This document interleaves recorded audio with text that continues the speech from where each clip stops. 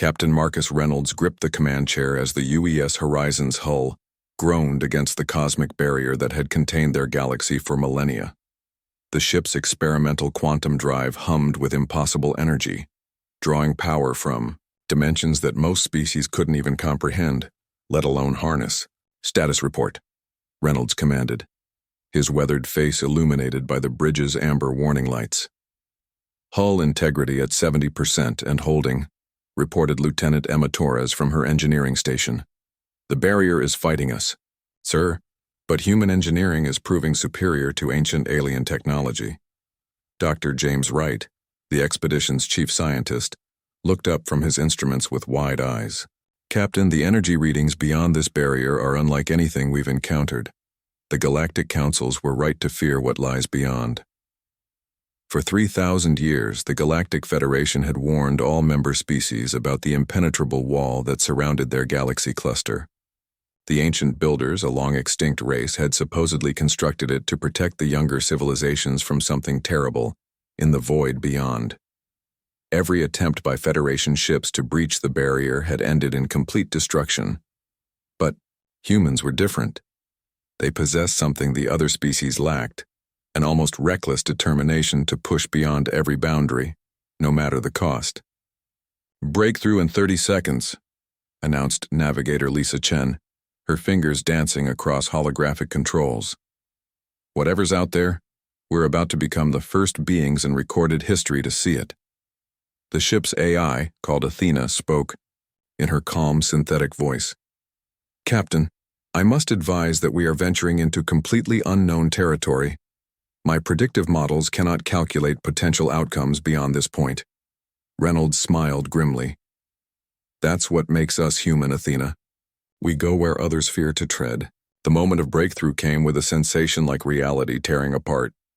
Space itself seemed to scream as the UES Horizon punched through the barrier, emerging into the vast darkness beyond their home galaxy cluster. What they found defied every scientific theory and philosophical assumption they had ever held. The void beyond wasn't empty. It was alive. Massive crystalline structures, each the size of solar systems, drifted through space in perfect geometric formations. They pulsed with soft, ethereal light that seemed to bend the laws of physics around them. Between these structures, energy beings of pure consciousness moved like living auroras, their forms shifting between dimensions. "My God," whispered Dr. Wright. "These aren't just structures, they're cities.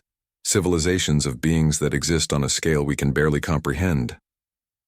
As if responding to their presence, one of the massive crystalline entities began to approach. The UES Horizon, humanity's greatest technological achievement, looked like a grain of sand before a mountain. "Captain," Torres called out urgently, "I'm detecting a communication attempt, but it's not coming through our normal channels. It's directly interfacing with our quantum consciousness fields." Suddenly, the bridge crew found themselves in shared mental contact with an intelligence so vast and ancient that their minds struggled to process it. The entity spoke not in words but in concepts that bypassed language entirely. "Young ones from the protected realm," the presence communicated, "you have achieved what was thought impossible. Your species has broken free from the nursery." Reynolds fought to maintain his composure as cosmic knowledge flooded his consciousness. "Who are you? Why was our galaxy isolated? We are the eternal gardeners, shepherds of consciousness across the universe. Your galaxy cluster was sealed to allow young civilizations to develop without interference from cosmic forces that could destroy them before they reached maturity." Dr. Wright's scientific mind reeled with implications. The barrier wasn't to keep something out. It was to keep us in until we were ready. "Precisely," the entity confirmed.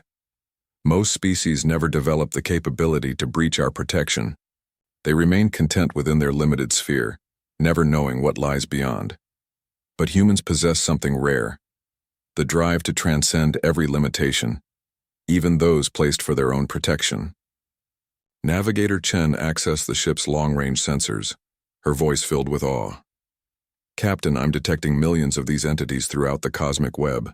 They're everywhere, maintaining structures that span across galactic superclusters." The gardener continued its communication. "We have watched your species with great interest. While others sought harmony and contentment, humans chose struggle and growth. You wage war against limitations themselves. This drive has made you unique. Among the billions of species we have nurtured, Lieutenant Torres interrupted with urgent readings. Sir, our quantum drive is resonating with their technology. I think they're upgrading our systems. Indeed, the UES horizon was transforming. Its hull became infused with the same crystalline material as the massive structures around them. The ship's consciousness expanded, becoming a hybrid of human determination and cosmic wisdom. You have earned your place among the gardeners, the entity declared. Humanity will now help us tend to the younger species still growing within their protective barriers. Your relentless drive to push beyond boundaries makes you ideal shepherds for those still learning to walk among the stars. Captain Reynolds felt the weight of cosmic responsibility settling on his shoulders.